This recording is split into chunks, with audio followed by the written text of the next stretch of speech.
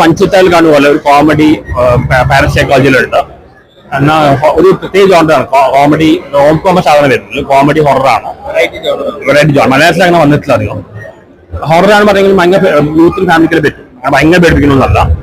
First ഹാഫിൽ നല്ല comedy ഉണ്ട്. ഇതിന് ഐസൊലേഷൻ പറയേണ്ട നന്നായി ചെയ്തിട്ടുണ്ട്. പുതിയ പെയറിംഗ് വരുവാണ് സർഫുദ്ദീൻ ഐസൽ, നല്ലൊരു പെയറിംഗ് ആണ്. ഇതോടെ നിൽക്കാൻ സാധ്യതയുണ്ട്.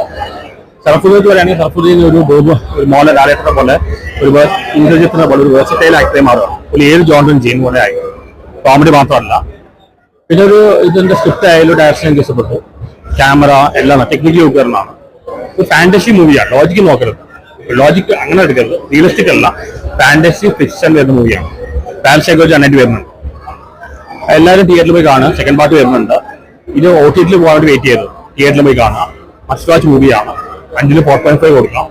ഇവിടെ ഓടേണ്ടതാണ്. നെഗറ്റീവ് റിവ്യൂ എനിക്കറിയില്ല. എനിക്ക് ഇഷ്ടപ്പെട്ടു.